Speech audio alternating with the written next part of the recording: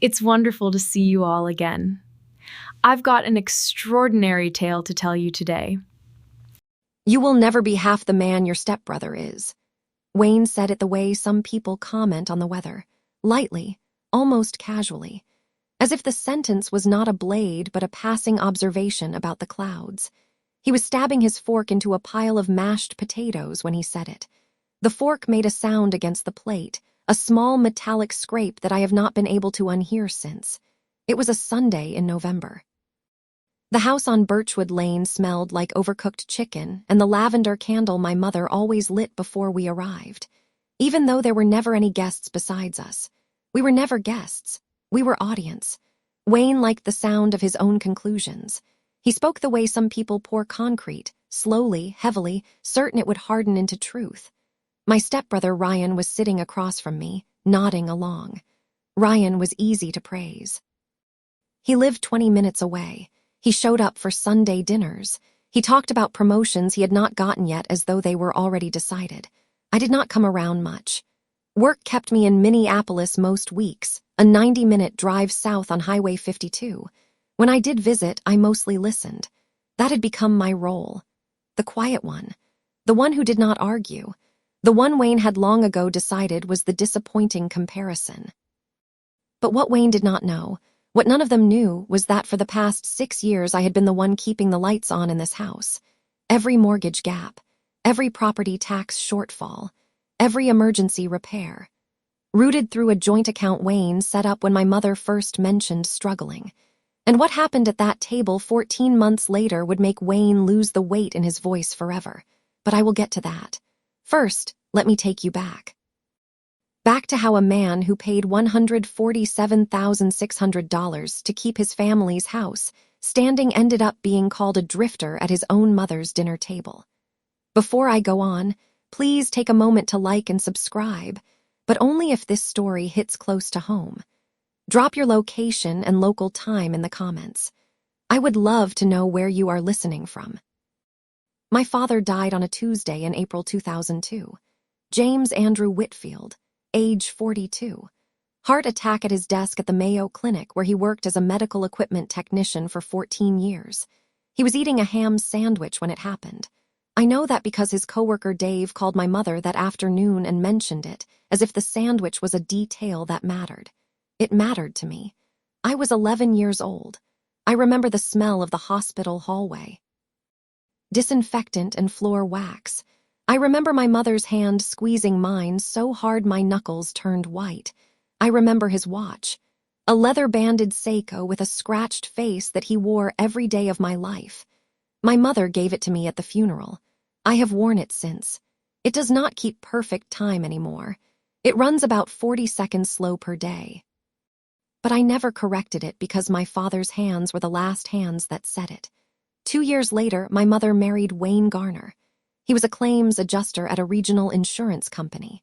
He drove a Ford Explorer and called everyone chief or buddy the way men do when they want to sound approachable but are actually keeping you at a distance. He was not cruel. I want to be fair about that. He was not the kind of stepfather who yells or hits. He was the kind who rearranges. Who redefines. Who slowly, over years, replaces the original architecture of a family with his own blueprint, and then acts as though the house was always his design. Wayne had a son from his first marriage. Ryan, 3 years old when Wayne married my mother.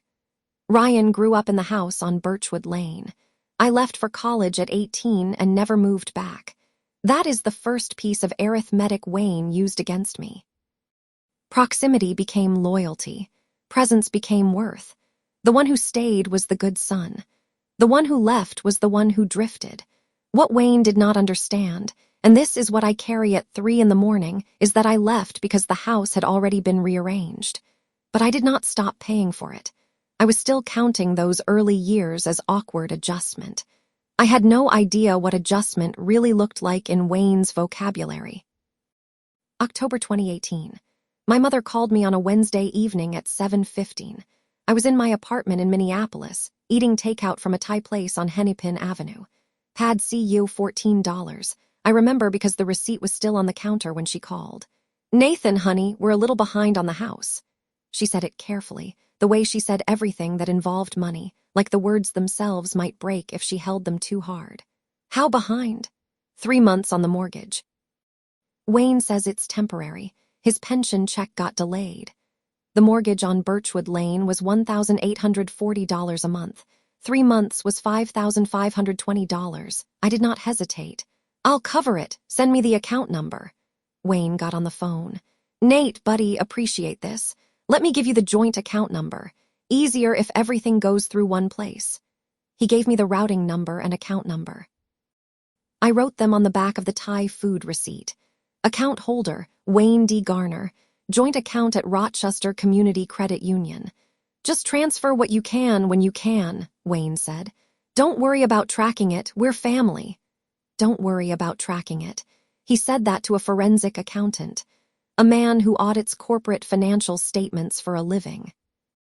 A man who once found $340,000 in misattributed revenue across 14 shell companies for a federal investigation. But Wayne did not know what I did for a living. Not really. He knew I worked with numbers. He called it desk work. The same way he called my mother's 23 years as a school nurse, helping out at the school. Everything and everyone reduced to Wayne's shorthand. I made the first transfer that night, $2,000. Note field, mortgage gap October. I, like an idiot, trusted him. Here is how it worked for 6 years. My mother would mention a bill. Wayne would call or text. I would transfer money. Sometimes $1,000, sometimes $2,500. Once $4,200 for a new furnace in January 2020, the week the old one died during a -18-degree cold snap. I sent the money within 4 hours. Wayne texted back a thumbs-up emoji. No thank you. No acknowledgement. Just a yellow digital thumb on my phone's screen at 11:30 at night. But what I did not know, and this is what makes my jaw clench every time I think about it, is that my mother never saw those transfers. She did not know the money came from me. She thought it came from savings, from Wayne's pension, from Ryan occasionally. That was the version Wayne told her. Ryan's been helping when things get tight, she said to me once, casually, at a Sunday dinner in March 2021. I looked at Ryan across the table. He looked surprised to hear it too, but he did not correct her.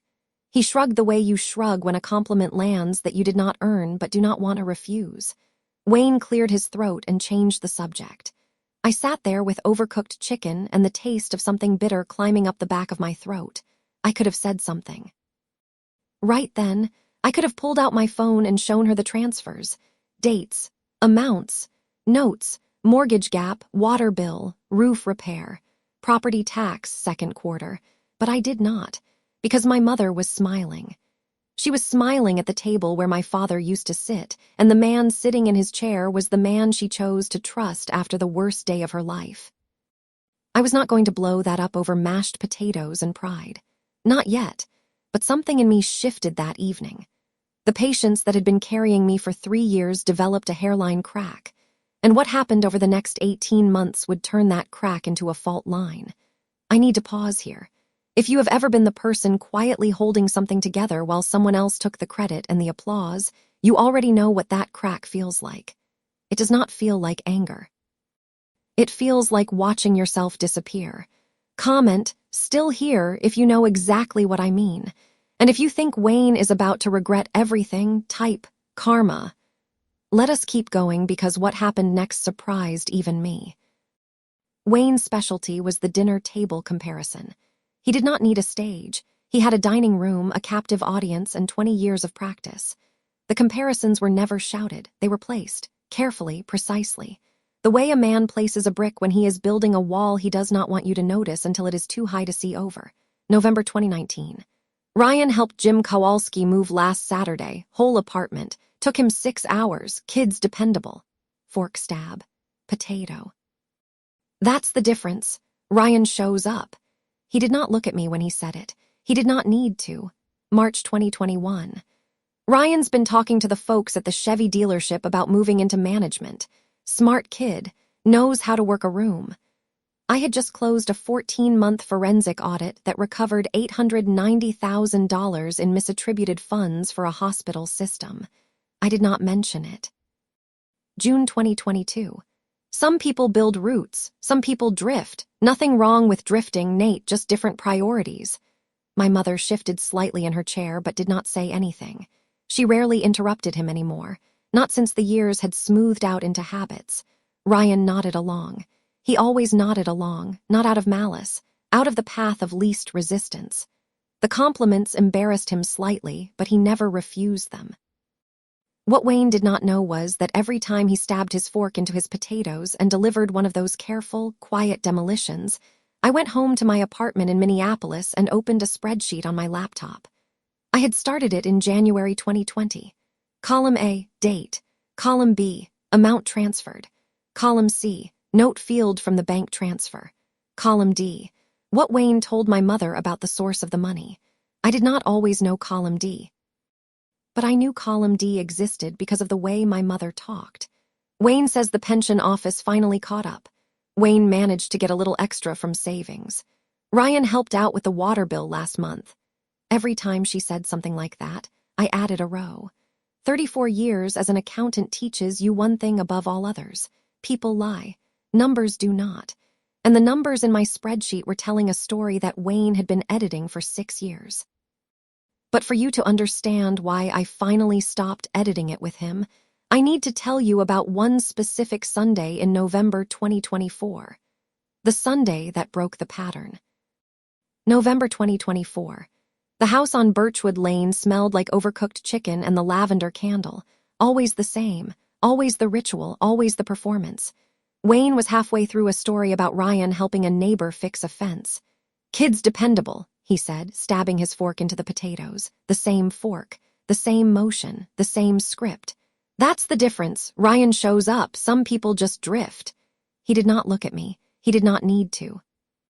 My mother shifted slightly in her chair. She did not say anything. Ryan shrugged.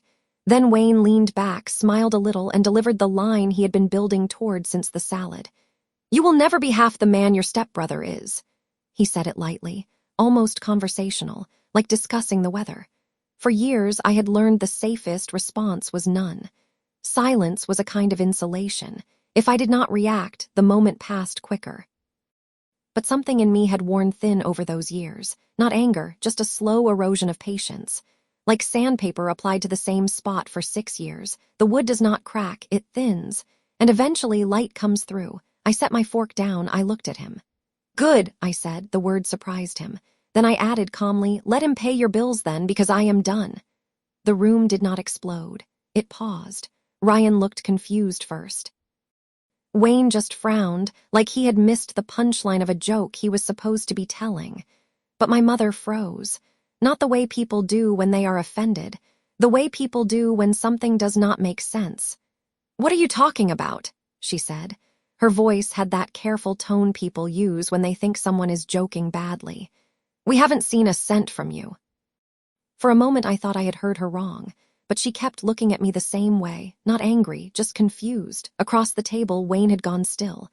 His fork was resting on the plate for the first time in memory. Ryan glanced between us, suddenly interested. I leaned back slightly in my chair. You haven't. My mother shook her head. You barely come by anymore, she said. We know work is busy. We're not asking you for anything. Her brow creased. Ryan has been helping when things get tight. Ryan looked surprised to hear that, too. He had not sent $1 to this house in his life. Mark my words, people never look more confused than when they hear credit for something they know they did not do. Wayne cleared his throat. Well, but something in the room had already shifted. There are moments where anger would feel easier, but what I felt was stranger than that. Like discovering a wall in your house had been hollow the whole time. I took my phone out, not dramatically, just the way someone might check a message. I scrolled for a moment. Then I turned the screen toward my mother across the table. Bank transfers, dates, notes. Mortgage gap, October 2018. Water bill, March 2019. Roof repair emergency, August 2019. Furnace replacement, January 2020, $4,200. Property tax, second quarter 2021. Plumbing kitchen, November 2022. Years of them. My mother leaned forward slowly. The room got very quiet. Ryan stood up and walked around the table, leaning over her shoulder to look at the screen. Wayne did not move. No, my mother whispered. She was not saying it to me, she was saying it to the list. Her finger traced one of the transfers on the screen, then another. How much is this? She asked quietly. I shrugged slightly. I stopped counting after a while. That was not precisely true. The total was $147,600. I had counted every cent. Forensic accountants do not stop counting. But in that moment at that table, the number did not matter as much as the list, because the list had dates. And the dates matched every time my mother told me the money came from somewhere else. Wayne finally spoke. That doesn't mean what you think it means. His voice had lost its easy weight. The concrete was not hardening. They were loans, temporary help. But even he did not sound convinced, because the notes on the transfers did not say loan. They said things like, don't worry about it. For Mom, furnace urgent, things a son writes when he is taking care of his family and expects nothing in return. Ryan straightened slowly. You told Mom I was covering this stuff, he asked Wayne. Wayne shifted in his chair. That's not what I said. But no one was looking at him now. My mother was still staring at the screen like the past 6 years had suddenly developed subtitles she had never been given. I slid the phone back into my pocket.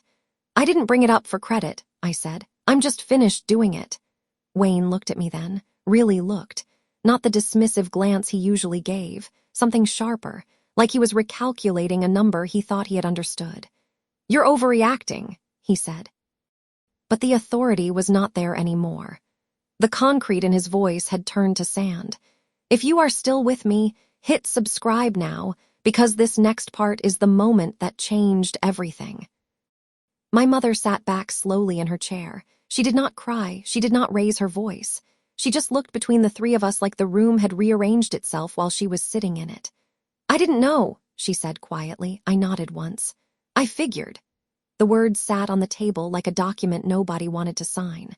Ryan was standing behind my mother's chair, his hand on the back of it, fingers curled over the wood. He looked at Wayne, not with anger. With something I had never seen on Ryan's face before, confusion turning into clarity. Dad, Ryan said, did you tell Mom that I was paying the bills? Wayne's jaw tightened. I said you helped. I didn't help. I never sent $1 to this house. You helped in other ways. What ways? Ryan's voice was not loud, but it was steady. The steadiest I had ever heard it. Wayne did not answer. Here is what I have learned about invisibility. When you make yourself invisible, you stop being a threat. People stop filtering. They stop performing. They say things in front of you and about you that they would never say if they remembered you were standing right there and listening. Wayne had spent 6 years performing the role of family provider while spending my money. He redirected the credit to Ryan because Ryan was present, local, visible. The good son. The one who showed up. And I was the drifter. The quiet one. The disappointing comparison. It was not malice. It was worse than malice. It was arithmetic, Wayne's arithmetic. The same kind my colleague Patricia Ackhaffer talks about in fraud cases. Financial misrepresentation is not always theft, she told me once. Sometimes it is just a man rearranging the ledger so the story comes out the way he wants. Wayne had been rearranging the ledger for 6 years. And I had been keeping the original. No one finished their dinner that night. Ryan left early. He stood by the door for a moment, looked at me, and said something I did not expect. I'm sorry, Nate, I didn't know either. He meant it. I could hear it. We had never been close. Wayne's architecture had made sure of that. But in that moment, standing in the hallway of a house I had been paying for since 2018, Ryan and I were on the same side of the wall for the first time. Wayne stayed in his chair longer than usual, staring at the table like it had betrayed him. The fork was still resting on the plate, untouched since I had shown the phone. The lavender candle had burned down to a stub, the flame sputtering in a pool of wax. The chicken sat in the center of the table, growing cold. Nobody moved to clear the dishes. I stood up. I placed my napkin on the table. I said, "Thank you for dinner, Mom." That was all. I walked toward the front door. My mother followed me. She did not try to stop me. She just stood there, holding the door frame with both hands, as if the house itself needed steadying. "I should have asked more questions," she said. Her voice was small. Not broken, just small. The voice of a woman realizing that the story she had been living in for 6 years had a chapter she was never shown. I looked at her. The hallway light caught the lines on her face. She was 59 years old. She had buried a husband, married a second one, raised 2 boys, and spent 23 years taking care of other people's children at school. She deserved better than a man who stole credit for her son's love. "Maybe," I said, but I did not say it harshly. I said it the way you say something to someone you love when you are too tired to be generous but too loyal to be cruel. She reached out and touched my wrist. Her fingers found the leather band of my father's watch. She held it for a moment. "Your father's watch," she said. "It still runs slow. 40 seconds a day. He never did fix that." "I know." She let go. I walked to my car.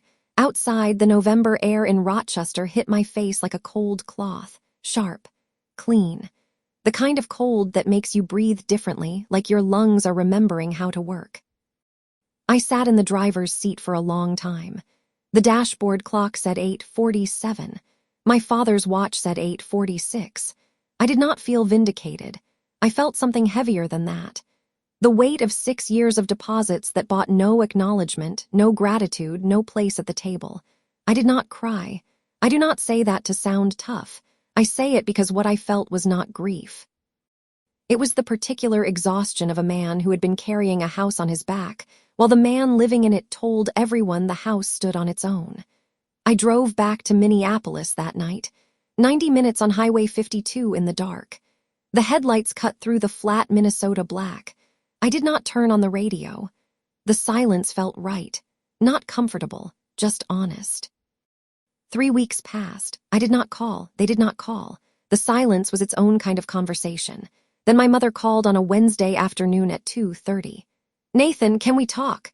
"Yes." She drove to Minneapolis, alone, no Wayne. She arrived at my apartment at 4:15, wearing the same blue coat she had worn for 10 years. She sat at my kitchen table and wrapped her hands around a cup of coffee. She did not speak for a long time. I let the silence hold. I had learned that from my father. Some silences are not empty, they are loading. "I looked at the bank statements," she said. "Wayne's bank statements, the joint account." I waited. "The deposits match your transfers, every single one." Her voice was steady, but her hands were not. The coffee trembled slightly in the cup. "He told me the money came from his pension catch-ups, from Ryan, from a small investment account." She looked up at me. "There is no investment account." "I know," I said.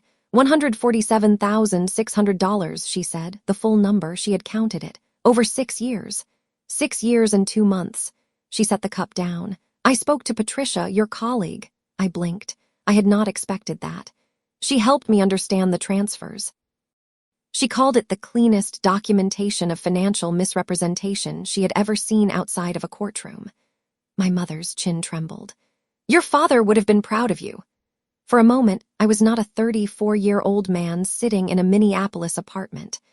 I was the 11-year-old boy standing in a hospital hallway, holding a watch that ran 40 seconds slow, trying to understand why the strongest man he knew was suddenly gone. "What are you going to do?" I asked her. "I already did it," she said. She told me she had confronted Wayne the previous Sunday, alone at the kitchen table. She placed the bank statements in front of him, every transfer, every date, every note. "I didn't accuse him," she said. "I just asked him to explain." "What did he say?" "He said he held this family together." She paused. "I asked him how. He couldn't answer." Then he said something that I think was the truest thing he has ever said to me. He said, "I was afraid you would leave me if you found out I couldn't provide, so I let you think I could." She looked at her coffee. "He cried, Nathan. I have never seen Wayne cry in 20 years. I did not feel satisfaction. I felt the hollow weight of a man's fear exposed. Wayne's wound was real. 20 years of pretending to be the provider because he was terrified of being seen as the man who married a widow and her money. But a wound does not excuse what you do with the knife. My mother sat up straighter. "I am not leaving Wayne," she said. "That is my choice and I need you to respect it." I nodded. "But things are changing and I need you to hear what I told him." She laid it out, 3 conditions, specific, numbered. The precision of a school nurse who spent 23 years documenting incident reports. 1, every dollar you sent is acknowledged. Wayne wrote you a letter. I watched him write it. It lists every transfer amount and says, "I should have told your mother." I am sorry I did not. She placed an envelope on the table, cream-colored, sealed. My name written in handwriting I recognized as Wayne's. I did not open it.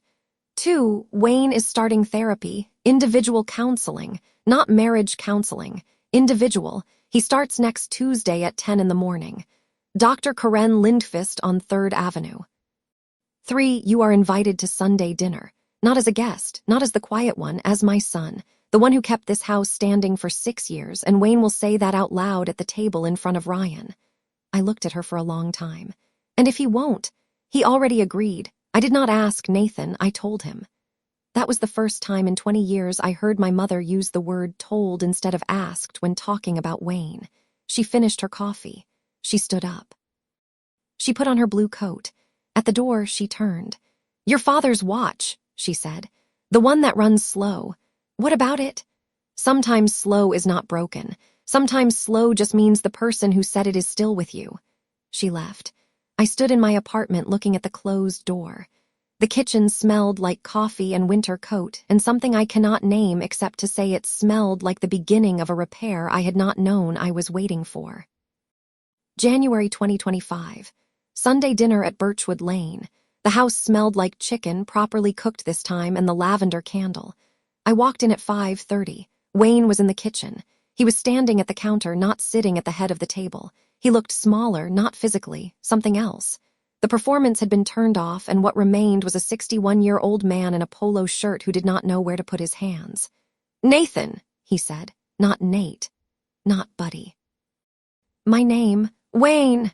We did not shake hands. We did not hug. That would have been too clean, too easy. My mother set the table, 4 places. I sat in the chair that had been mine for 20 years. The chair where I had eaten 1,000 meals in silence while Wayne built walls with his words. Ryan arrived at 5:45. He brought a bottle of wine, $18. He set it on the counter and looked at me with a small nod, not an apology, an acknowledgement. We ate. The food was better than usual, or maybe I was tasting it differently. Halfway through the meal, my mother looked at Wayne. He set his fork down. It was the first time I had ever seen Wayne set his fork down in the middle of a sentence that had not yet started. He looked at me, then at Ryan, then back at me.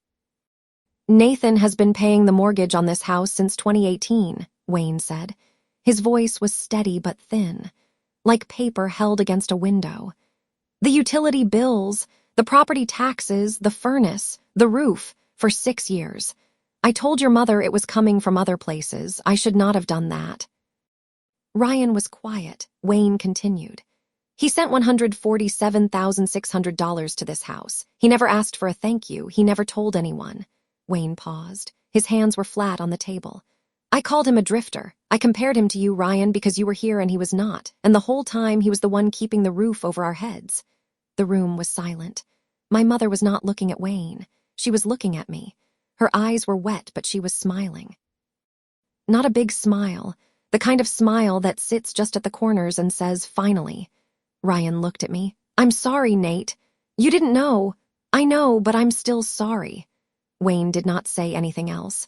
He picked up his fork, but he did not stab the potatoes this time. He just held it, like a man holding a tool he was no longer sure how to use.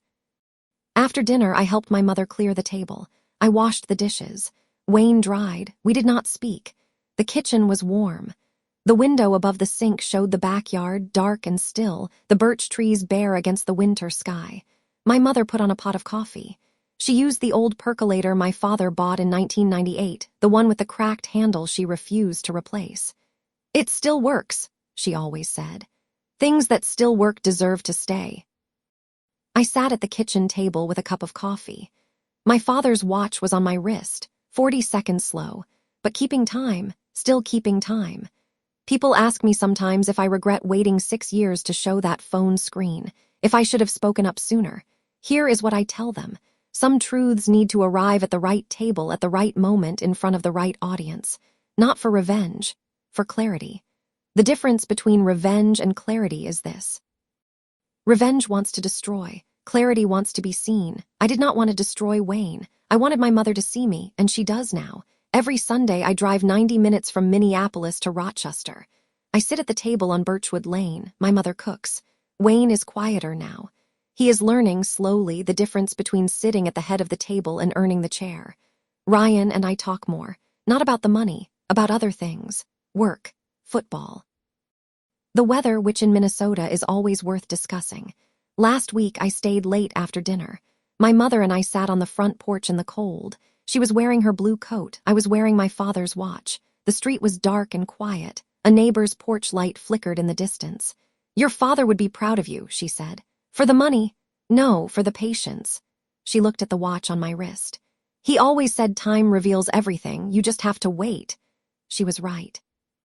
And so was the watch, 40 seconds slow, but never wrong.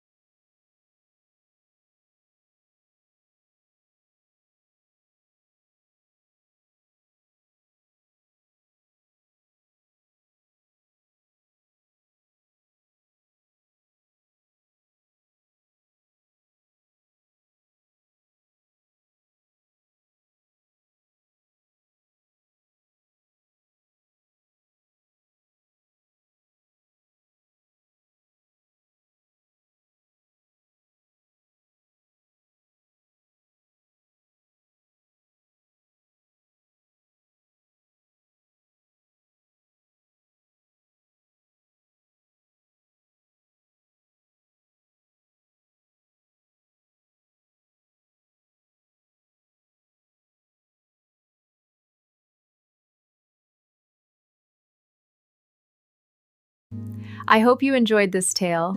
Please subscribe to support the channel. Goodbye for now.